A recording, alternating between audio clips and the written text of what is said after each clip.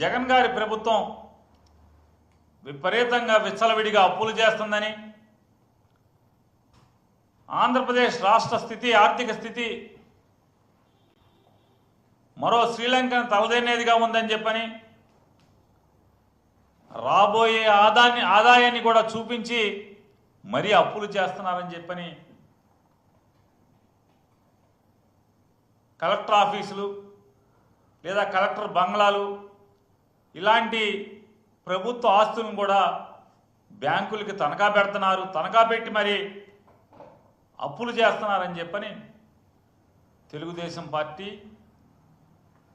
Janasena party అంటే నారా చంద్రబాబు నాయుడు వారు, అలాగే పవన్ కళ్యాణ్ గారు, ఆంధ్రజ్యోతి రాధాకృష్ణ గారు, ఈనాడు రామోజీరావు గారు, దివంగత ఈనాడు రామోజీరావు గారు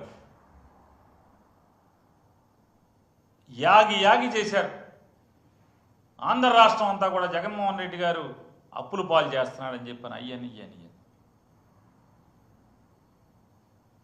చంద్రబాబు నాయుడునేమో జాకిలు పెట్టి ఆకాశానికి లేపారు. ఆయనకు ఆర్థికవేత్త అని,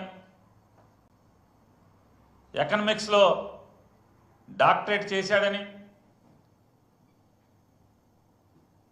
ప్రపంచ మేధావులు ఎంతోమంది ఆర్థిక మేధావులు వారికి నారా చంద్రబాబు నాయుడు గారు ఆర్థిక పాఠాలు నేర్పుతాడని చెప్పని, దేశంలో ఎంతోమంది కేంద్ర ఆర్థిక మంత్రులు ఈయన దగ్గరికి వచ్చి పాఠాలు నేర్చుకెళ్తారని చెప్పని అప్పటి వరకు జాకీలు పెట్టి లేపటం. చంద్రబాబు నాయుడు కనుక మనకు ముఖ్యమంత్రిని చేసుకుంటే ఈ రాష్ట్రానికి ఇక అప్పు చేయటం అక్కర్లేదు, అప్పు చేయాల్సినటువంటి పని లేకుండా ఆయన సంపద సృష్టిస్తాడు. ఆ సృష్టించినటువంటి సంపదతో మనందరి కోరికలు తీరిపోతాయి, మనకిచ్చిన మాటలు అమలవుతాయి. అలాగే జగన్మోహన్ రెడ్డి గారు చేసిన అప్పులు కూడా మనం తీర్చేయచ్చు అని చెప్పని వీళ్ళందరూ కూడా బాగా డబ్బాలు కొట్టారు. మనందరికీ పెద్ద సినిమా చూపించారు, 70mm సినిమా చూపించారు. ప్రజలు ఈ ఆంధ్రజ్యోతి రాధాకృష్ణ గారు, దివంగత రామోజీరావు గారి ఇద్దరి రాతలను కానీ, లేదా వారి టీవీ ఛానల్లో మాటలను కానీ, లేదా చంద్రబాబు నాయుడు, లేదా ఆయన వత్తాసు పలికే పవన్ కళ్యాణ్ గారు, వీళ్ళందరి మోసపు మాటల్ని నమ్మినటువంటి ప్రజలు ఓట్లేస్తే ఇప్పుడేం చెప్తున్నారు, ఏం చేస్తున్నారు? తలకు మించినటువంటి అప్పులు చేస్తున్నారు వీళ్ళందరూ కూడా. ఈ అప్పులు ఎంత అంటే అప్పులు చేయడంలో ఎంత సిద్ధహస్తులు అంటే 2014కి ఈ రాష్ట్రానికి ఉన్నటువంటి అప్పు 1,40,000 కోట్ల రూపాయలు ఆంధ్రప్రదేశ్ రాష్ట్రం అప్పు అయితే, నారా చంద్రబాబు నాయుడు గారు, పవన్ కళ్యాణ్ గారు, భారతీయ జనతా పార్టీ ముగ్గురు కలిసి 2014లో వారు ఏర్పాటు చేసినటువంటి ప్రభుత్వం 2019లో జగన్మోహన్ రెడ్డి గారు ముఖ్యమంత్రి అయ్యే నాటికి 2,57,500 కోట్ల రూపాయలు అప్పులు చేయడం జరిగింది. ఈ ముగ్గురు కలిసి నడిపినటువంటి ప్రభుత్వం 2,57,000 కోట్ల రూపాయలని పాతగా ఉన్నటువంటి 5 ఏళ్ల ముందున్నటువంటి 1,40,000 కోట్లకి ఈ అదనంగా చేర్చడం జరిగింది. అంటే ఆ అప్పు అంటే 2014 ఆంధ్రప్రదేశ్ రాష్ట్రం తెలంగాణ నుంచి విడిపోయి అవిభాజ్య ఆంధ్రప్రదేశ్ రాష్ట్రంగా ఏర్పడే నాటికి ఉన్నటువంటి అప్పు కన్నా 22.5% అప్పును పెంచి చేసినటువంటి పరిస్థితి. మరి వీళ్ళందరూ కూడా యాగి చేసినటువంటి జగన్మోహన్ రెడ్డి గారి ప్రభుత్వంలో చేసినటువంటి అప్పు 3,32,000 కోట్ల రూపాయల అప్పు. అంటే అప్పుడుకున్నటువంటి జగన్మోహన్ రెడ్డి గారి చేతికి వచ్చినటువంటి ప్రభుత్వం, వారి చేతి ప్రభుత్వంతో పాటు ఆయనకు వచ్చినటువంటి అప్పు మీద 13% మేరకు చేయటం జరిగింది. ఇవాళ కూటమి ప్రభుత్వం, చంద్రబాబు నాయుడు గారు ముఖ్యమంత్రిగా, కళ్యాణ్ గారు ఉప ముఖ్యమంత్రిగా కేంద్ర ప్రభుత్వ ఒత్తాసుతో మోడీ గారి అండదండలతో ఏర్పడినటువంటి ఈ ఘనమైన ఆంధ్రప్రదేశ్ ప్రభుత్వం ఇప్పటి వరకు చేసినటువంటి అప్పు ఏంటయా చూసుకుంటే సరాసరి రాష్ట్ర ప్రభుత్వం చేసినటువంటి అప్పు 1,03,000 కోట్ల రూపాయలు. ప్రభుత్వం సరాసరి తెచ్చినటువంటి అప్పు 1,03,000 కోట్ల రూపాయలు. ఈ 1,03,000 కోట్ల రూపాయలు కాకుండా వివిధ కార్పొరేషన్ల ద్వారా తెచ్చినటువంటి అప్పు 44,000 పైచిలకు కోట్ల రూపాయలని రాష్ట్ర ప్రభుత్వ కార్పొరేషన్ల ద్వారా అప్పు తేటం ద్వారా మొత్తం వీళ్ళు చేసినటువంటి అప్పు 1,47,000 కోట్ల రూపాయలు పైబడి ఇంకా ఒక్క సంవత్సరం కూడా పూర్తవల. 12 మాసాలు పూర్తవకుండా అంటే వీళ్ళెక్కి సంవత్సరం నిండకుండానే 1,47,000 కోట్ల పైబడి అప్పు ఈ రాష్ట్రానికి చేయటం జరిగిందనేది కూడా అందరికీ ఆశ్చర్యం గొలిపేటువంటి సంఘటన. ఎందుకు అంటే జగన్మోహన్ రెడ్డి గారు చేసినటువంటి 3,32,000 కోట్ల రూపాయల్లో ఏం చేసావయ్యా జగన్ అంటే 2,70,000 కోట్ల రూపాయలు ప్రజలకే ఖర్చు పెట్టాం. కరోనాలో 30,000 కోట్ల రూపాయలు కరోనాలో ప్రజల యొక్క ఆరోగ్యాన్ని కాపాడటం కోసం 30,000 కోట్ల రూపాయలు ఖర్చు పెట్టడం జరిగింది. ఈ రాష్ట్ర ప్రజల ఇచ్చిన మాట నెరవేర్చుకోవటం కోసం 2 లక్షల ఉద్యోగాల కల్పన, ప్రభుత్వ ఉద్యోగాల కల్పన చేయడం జరిగింది. ఆ జీతాలు పెరిగినాయి. ఈ రాష్ట్రంలో అనేక 3 పోర్టుల నిర్మాణం శరవేగంగా జరుగుతుంది. ఆ తీసుకున్నది అప్పు జగన్మోహన్ రెడ్డి గారి ప్రభుత్వమే. మరి అలాగే ఈ రాష్ట్రంలో ఉన్నటువంటి గ్రామీణ ప్రాంతాల్లో రోడ్ల నిర్మాణం కానీ లేదా సచివాలయాలు కానీ ఆరోగ్య కేంద్రాలు కానీ రైతు భరోసా కేంద్రాలు నిర్మాణం కానీ రైతుకి ఈ రాష్ట్రంలో ఏ జిల్లాలో ఎప్పుడైనా సరే ఎక్కడ ప్రకృతి వైపరీత్యాలు వచ్చినా కూడా ప్రభుత్వం ఆదుకోవటం, ప్రభుత్వం పెద్దగా చేయందించడం, రైతులకి నష్టం జరగకుండా కాపాడే దాంట్లో మరి చేసినటువంటి పరిపాలనలో జగన్మోహన్ రెడ్డి గారు అప్పు చేసినటువంటి ప్రతి రూపాయి ఎక్కడికి వెళ్ళిందో లెక్క ఉంది. లెక్క చెప్తున్నాం. కానీ ఇవాళ ఇప్పటి వరకు సంవత్సరం నిండకుండానే చంద్రబాబు నాయుడు, పవన్ కళ్యాణ్, మోడీ గారు ముగ్గురు కలిసి చేసినటువంటి రాష్ట్రానికి అప్పు 1,47,000 కోట్ల రూపాయలు ఏం చేశారయ్యా అంటే లెక్క లేదు, పత్రం లేదు. చెప్పేవాడు లెక్క చెప్పేవాడు కూడా లేడు. ఎంతసేపు జగన్మోహన్ రెడ్డి గారిని తిడతాం, జగన్మోహన్ రెడ్డి గారు చెల్లి గురించో వాళ్ళమ్మగారి గురించో ఆ కుటుంబ వ్యవహారాలు మాట్లాడటం. అరే ఈ రాష్ట్రానికి ఏం చేశారయ్యా అంటే ఎవడు మాట్లాడు. ఏంటయ్యా అంటే నెల నెల పెన్షన్లు ఇస్తున్నామని చెప్పని చంద్రబాబు. పెన్షన్లు ఎవడన్నా ముఖ్యమంత్రి వెళ్తాడా పెన్షన్ ఇవ్వటానికి? ముసలి వాళ్ళకి, వికలాంగులకి, వితంతువులకి, ఆర్తులకి ఇచ్చే పెన్షన్లు ముఖ్యమంత్రి వెళ్ళి పంచిపెడతాడు. అదో పెద్ద దేశాన్ని ఉద్ధరించే కార్యక్రమం, ఈ రాష్ట్రాన్ని ఉద్ధరించే కార్యక్రమంగా వీళ్ళు జబ్బలు జరుచుకుంటారు. ఇవాళ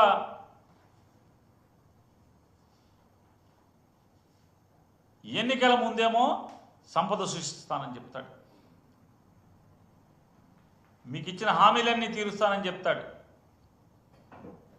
వాళ్ళ అబ్బాయి గారేమో మా నాన్న చెప్పిన మాటలు మేము అమలు చేయకపోతే మా కాలర్ పట్టుకోండి అంటాడు. ఎన్నికల ముందు ఉత్తర కుమార ప్రగల్భాలు పలికారు, మాటలు కోటలు దాటినాయి. ఇవాళ అంటాడు చంద్రబాబు నాయుడు గారు నాకేం అర్థం కావట్లేదు, ఇచ్చిన హామీలు చూస్తే భయం వేస్తుంది అంటాడు, రాష్ట్రాన్ని చూస్తే భయం వేస్తుంది అంటాడు.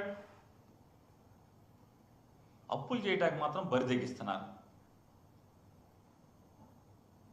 ఈయనకంట సంపద ఎలా సృష్టించాలో మెల్లగా చెవులో చెప్పాలంట. ఎవడికన్నా ఆలోచన తడితే సంపద ఎలా సృష్టించాలో చెవులో చెప్పాలంట. మరి ఎన్నికల ముందు చెప్పాల్సింది కదా ఈ మాట. చెవులో ఏం చెప్పాలో చెప్పేవాళ్ళు కదా, ఏం పెట్టి తిప్పాలో చెవులో పెట్టి తిప్పేవాళ్ళు. ఆ రోజేమో ప్రగల్భాలు పలకటం, డబ్బాలు కొట్టుకోవటం, హరికథ చెప్పేవాడు ఒకడైతే చిడతలు వాయించేవాడు ఒకళ్ళలాగా చంద్రబాబు ప్రగల్భాలు పలికితే పక్కనేమో ఓ పక్కేమో కొడుకు, ఓ పక్కేమో పవన్ కళ్యాణ్ ఇద్దరు చిడతలు కొడతారు. ఏమైపోయారు ఇవాళ ఎంత పచ్చిగా బరితెగించారంటే, బరితెగించి ఇవాళ రాజ్యాంగ విరుద్ధంగా అప్పు చేయటం కోసం ఈ జీవోని రిలీజ్ చేయడం జరిగింది.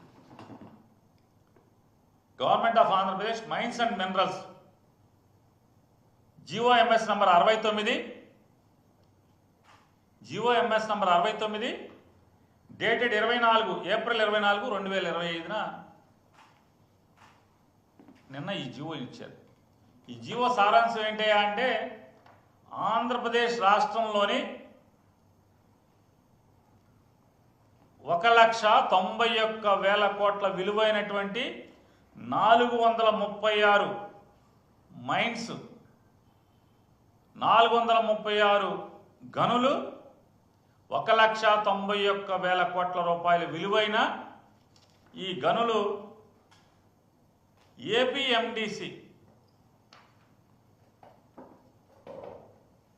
ఏపీఎండిసికి దఖలుపరుస్తూ దానిని 9,500 కోట్ల రూపాయలు అప్పు తెచ్చుకుంటాకి ఈ ఆస్తుల ద్వారా అనుమతులు ఇస్తూ జీవో రిలీజ్ చేశారు. ఈ జీవో రిలీజ్ చేయడం రాజ్యాంగ విరుద్ధమా, అప్పు చేయడం రాజ్యాంగ విరుద్ధమా అంటే, జీవో ఇవ్వడం రాజ్యాంగ విరుద్ధం కాదు, అప్పు చేయడం రాజ్యాంగ విరుద్ధం కాదు, కానీ అనైతికం.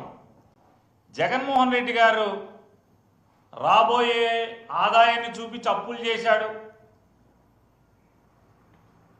అని చెప్పి అవాకులు చవాకులు పేలినటువంటి పేపర్లు కానీ టీవీలు కానీ ఒక్కడు నోరెత్తట్ల. ఇవాళ ఆంధ్రప్రదేశ్ రాష్ట్ర ఖనిజాభివృద్ధి సంస్థకి రాబోయే పదులు, అది 10 ఏళ్ళ 20 ఏళ్ళ రేపో మాపో తెలుస్తుంది మనకి. ఈ 9,500 కోట్ల రూపాయలు సుమారుగా 9%, 10%, 12%, ఇంక వడ్డీ కూడా తేలుతుంది రేపో మాపో. ఈ వడ్డీకి అప్పు తేటం అనేది అంటే జగన్మోహన్ రెడ్డి గారు చేస్తేనేమో బూతు. ఈ పసుపు పత్రికలు, పసుపు టీవీలన్నీ కూడా గోలగోల చేస్తాయి. పొద్దున ఒక డిబేటు, సాయంత్రం ఒక డిబేట్ పెట్టి ఎవడగాడు వచ్చి అసలు మామూలు మెల్లో కండువాలు, నెత్తి మీద కర్చీపులు, టోపీలు పెట్టుకుని ఇష్టారాజ్యంగా మాట్లాడారు. ఇవాళ పెట్టండి డిబేట్ దీని మీద. ఈ 1,91,000 కోట్ల రూపాయల విలువైన 436 గనులు యొక్క రాబోయే సంవత్సరాల ఆదాయాన్ని, మైనింగ్ లీజులు కానీ ఇటువంటి దాని మీద వచ్చే వివిధ రాబడులన్నీ కూడా ఒకే అకౌంట్లో, ఒకే బ్యాంక్ అకౌంట్లో జమ చేయాలనేది నిబంధన విధిస్తూ ఈ జీవోని రిలీజ్ చేస్తూ 9,500 కోట్ల రూపాయలు తేవాలి. ఎలా తేవాలంట? ఒకవేళ 6 మాసాల ఇన్స్టాల్మెంట్లు బ్యాంకులో వేసెట్ పెట్టాలంట. ఏపీఎండిసి 6 మాసాల కట్టాల్సినటువంటి ఈ అప్పుకి 9,500 కోట్ల రూపాయలకి కట్టాల్సినటువంటి వడ్డీ కానీ, ఇన్స్టాల్మెంట్ కానీ, అసల్లోని కొంత మొత్తాన్ని బ్యాంక్ అకౌంట్లో 6 మాసాలకు సరిపడా ఎప్పుడు ఉండాలంట బ్యాంకులో. ఈ 6 మాసాలకు సరిపడా ఎప్పుడు బ్యాంకులో లేకపోయినా రాష్ట్ర ప్రభుత్వానికి సంబంధం లేకుండా, రాష్ట్రానికి చెప్పకుండా సరాసరి ఆర్బీఐ దగ్గర ఆంధ్రప్రదేశ్ రాష్ట్ర ప్రభుత్వ ఖజానాకి సంబంధించిన బ్యాంక్ అకౌంట్లోంచి వాళ్ళు సరాసరి డ్రా చేసేసుకోవచ్చు అంట. ఎవడాడు? ఒక ప్రైవేట్ కంపెనీ వాడు ఏపీఎండిసికి 9,500 కోట్లు అప్పులు ఇస్తారు. ఈ అప్పుల్ని 6 మాసాలు వడ్డీలు కానీ, కిస్తీలు కానీ బ్యాంకులో ఉంచాలి. ఏది తగ్గినా కూడా రాష్ట్ర ప్రభుత్వాన్ని, అప్పు చేసేదేమో ఏపీఎండిసి, రాష్ట్ర ప్రభుత్వానికి ఏమాత్రం సంబంధం లేకుండా, అడగకుండానే ఆర్బీఐలో ఉన్నటువంటి ఆంధ్రప్రదేశ్ ఖజానా, అంటే ఖజానాకి సంబంధించిన బ్యాంక్ అకౌంట్లలోంచి ఆ ప్రైవేట్ కంపెనీ ఈ డబ్బుల్ని లాగేసుకోవచ్చు అనేది ఆ షరతు మీద ఈ అప్పు తెస్తున్నారు. దాన్ని ఏమంటారు? డైరెక్ట్ డెబిట్ మ్యాండేట్ మెకానిజం అంటారు ఆర్బీఐ దగ్గర. డైరెక్ట్ డెబిట్ మ్యాండేట్ మెకానిజం అంటే ఏంటి? రాష్ట్ర ప్రభుత్వం అనుమతి కానీ, రాష్ట్ర ప్రభుత్వం నుంచి ఎవడన్నా ఆర్థిక కార్యదర్శి కానీ ఎవడు కానీ, ముఖ్య కార్యదర్శి ఎవడు కూడా అప్రూవల్ నోట్ ఇవ్వకుండానే, రాష్ట్ర ప్రభుత్వం ఎవరు కూడా మంజూరు ఇవ్వకుండానే, అనుమతి ఇవ్వకుండానే రాష్ట్ర ప్రభుత్వ ఖజానాలోంచి ఆర్బీఐ అకౌంట్లోంచి డైరెక్ట్గా ఈ ప్రైవేట్ వ్యక్తులు డబ్బు వసూలు చేసేసుకోవచ్చు అంట. ఖచ్చితంగా ఇది రాజ్యాంగ విరుద్ధం. ఎంత మామూలుగా ఏం చేస్తాం మనం? ఆర్టికల్ 203 ప్రకారం అసెంబ్లీలో ఎవడు మంత్రి ఉన్నా మంత్రి డిమాండ్ ఫర్ గ్రాంట్స్కి ప్రతిపాదన పెడతాడు, దాన్ని మంజూరు చేసుకుంటారు. ఆర్టికల్ 204 ప్రకారం డిమాండ్ ఫర్ అప్రాప్రియేషన్ తీసుకుంటాం. ఈ రెండు ఒకరోజే తీసుకుంటాం. ఎప్పుడు బడ్జెట్ పెట్టినా కూడా demand for grants, demand for appropriation ఈ రెండు కూడా ఒకరోజే తీసుకుంటాం. ఆ రెండు పొందిన తర్వాత మాత్రమే ఎవరికైనా ఖజానాలో ₹1 ముట్టుకునేటువంటి అధికారం వస్తుంది. కానీ ఇవాళ ఆర్టికల్ 293 క్లాజ్ 1 దాని ప్రకారం ఏ స్టేట్ అయినా సరే కన్సాలిడేటెడ్ ఫండ్ని మార్టిగేజ్ చేసే అధికారం ఉండదు. ఈ 293 క్లాజ్ 1 అంటే రాజ్యాంగానికి ఎలా విరుద్ధం అంటే, రాజ్యాంగం ప్రకారం అయితే రాష్ట్ర ప్రభుత్వం సరాసరి అప్పు చేసుకోవాలి, లేదా కార్పొరేషన్ చేసుకుంటే ప్రభుత్వం గ్యారెంటీ ఇవ్వాలి. ఒకవేళ కార్పొరేషన్ కట్టకపోతే కనుక దాన్ని ఏదో రెండో పద్ధతిలో వసూలు చేసుకోవటమే. ఆ కార్పొరేషన్ మీద సూ చేయటమా, కోర్టుకు వెళ్తామా, లేకపోతే వారికి ఉన్నటువంటి హక్కులను ఉపయోగించి ఆ కార్పొరేషన్ మీద లీగల్ చర్యలకు వెళ్తామే తప్పితే ప్రభుత్వానికి సంబంధం లేకుండా, ప్రభుత్వ అనుమతులు లేకుండా, అంటే రాష్ట్ర ప్రభుత్వం వారి సొంతానికి ఈ రాష్ట్ర ప్రజల అవసరాల కోసం ₹1 ముట్టుకోవాలన్నా demand of grants, demand of appropriation అసెంబ్లీలో పాస్ చేసుకోకుండా ₹1 ముట్టుకుంటాకి లేకుండా ఉన్న పరిస్థితులు ఉంటే, కానీ ఇక్కడ ఈ ప్రైవేట్ బాకీదారుడు ఎవరైతే ప్రభుత్వాన్ని అంటే ఎండీసీకి అప్పు పెడుతున్నాడో, ఏపీ ఎండీసీకి ఆ అప్పు పెట్టే వ్యక్తికి రైట్ రాయల్గా వీరు అధికారాన్ని, రాజ్యాంగంలో వీరికి లేనటువంటి అధికారాన్ని రాష్ట్ర ప్రభుత్వం దఖలుపరుస్తుంది. ఆర్బీఐకి అంటే ఆర్బీఐ దగ్గర ఎప్పుడు డబ్బులుంటే ఆంధ్రప్రదేశ్ డబ్బులుంటాయి, ఎండీసీ వాళ్ళు ఆ డబ్బులు ఎప్పుడైతే జమ చేయిపోతారో వెంటనే డబ్బులు ఖజానాల నుంచి లాక్కోవచ్చు అని చెప్పని ఈ రకమైనటువంటి అంటే బరితెగింపు, అప్పు చేయటానికి బరితెగింపే కాకుండా రాజ్యాంగానికి విరుద్ధంగా కూడా సరాసరి ఇంతవరకు భారతదేశంలో ఏ రాష్ట్రాలు ఇంతవరకు ఇంత బరితెగించి అప్పు చేయని విధంగా చంద్రబాబు నాయుడు గారు, పవన్ కళ్యాణ్ గారు కలిసి అప్పు చేస్తున్నటువంటి ఈ బరితెగింపుని మనం ఖండించాల్సిన అవసరం ఉంది. ఖచ్చితంగా ఖండిస్తూ ఇవాళ ఎన్నో కథలు చెప్పారు, కానీ ఈ బిల్డప్ బాబాయ్ చంద్రబాబు నాయుడు గారు, పవన్ కళ్యాణ్ గారు, ఆయన చిన్న బిల్డప్ బాబాయ్, ఈయన ముసలి బిల్డప్ బాబాయ్, వీళ్ళిద్దరూ కలిసి ఎన్ని కబుర్లు చెప్పారు.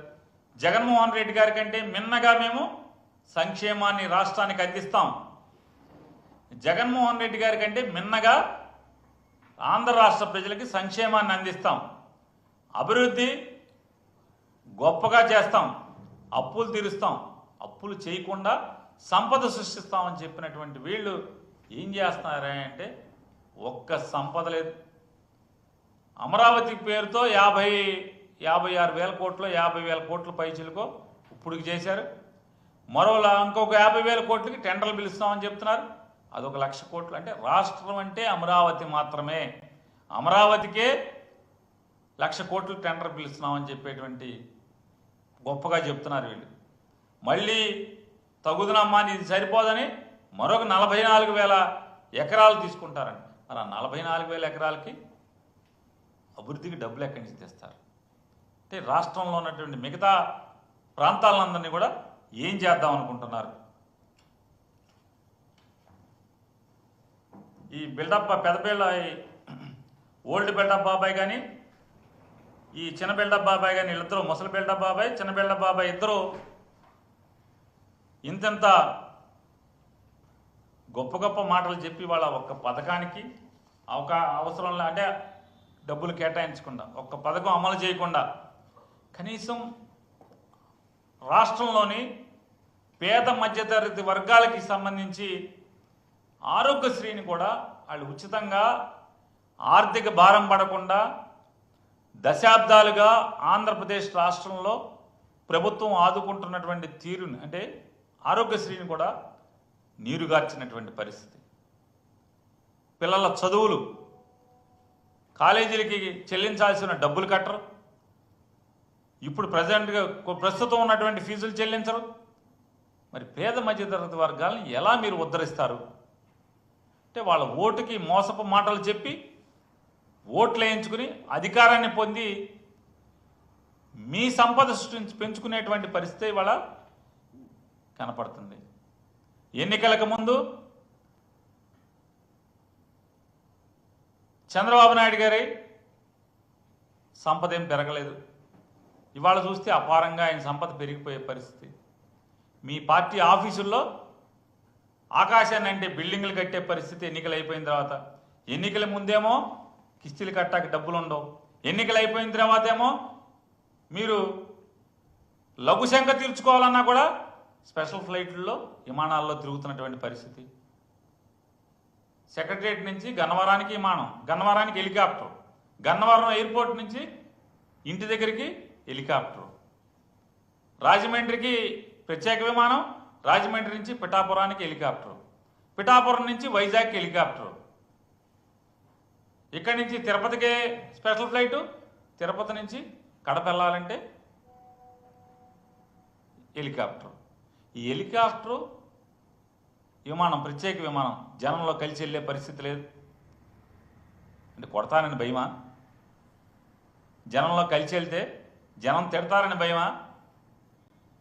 ఎందుకు మీరు వెళ్ళలేకపోతున్నారు? ఉప ముఖ్యమంత్రి గారు ఎక్కడికైనా అయితే స్పెషల్ ఫ్లైటు, హెలికాప్టర్ తప్పితే, ఎన్నికల్లోనేమో కారు టాపిక్కి వెళ్తారు, కారు టాప్ మీద కూర్చుంటారు ఎన్నికల్లో. ఇప్పుడేమో కనపడకుండా విమానాల్లో ఇంకో పక్క ప్యాసింజర్ కూడా ఉండకుండా మీరు ఒక్కళ్ళే విమానంలో వెళ్తారు, హెలికాప్టర్లో దిగుతారు. అంటే అదేమన్నా పోనీ మీ సొంత సొమ్ములా? కాదు కదా. ఇదంతా కూడా రాష్ట్ర ప్రజల పన్ను కట్టిన డబ్బుల్లోంచే మీరు ముగ్గురు, చంద్రబాబు నాయుడు గారు కానీ, లోకేష్ నాయుడు గారు కానీ, లేదా పవన్ కళ్యాణ్ గారు కానీ, ఇలా ముగ్గురు తిరిగేటువంటి ప్రత్యేక హెలికాప్టర్లు కానీ లేదా ప్రత్యేక విమానాలు కానీ, ఆఖరికి వీళ్ళ కుటుంబం దగ్గరికి వెళ్ళాలన్నా కూడా ప్రత్యేక విమానమే. చెప్పండి, బయటికి పెట్టండి. ఆ డబ్బులు ఎక్కడి, ఎవరు కడుతున్నారు?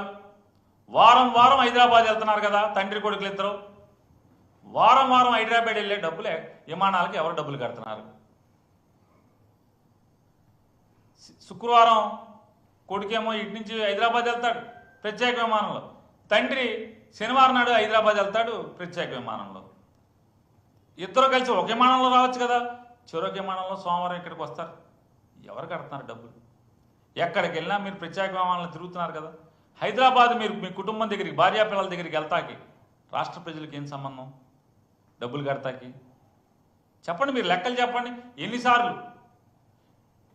వారిని నేను డిమాండ్ చేస్తున్నాను, పవన్ కళ్యాణ్ గారు లేదా లోకేష్ నాయుడు గారు, చంద్రబాబు నాయుడు గారు, మీరు ముగ్గురు కలిసి ఒక్క సంవత్సరం, ఇంకా సంవత్సరం అవ్వలేదు, జూన్ 8 12 మీరు ప్రమాణ స్వీకారం చేసినట్టున్నారు.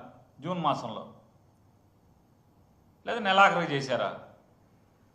ఎప్పుడు చేశారండి? జూనా జూలైయా? మీకు గుర్తులేదు, ఎవరికి విలేకరు గారు కూడా? జూనేనా?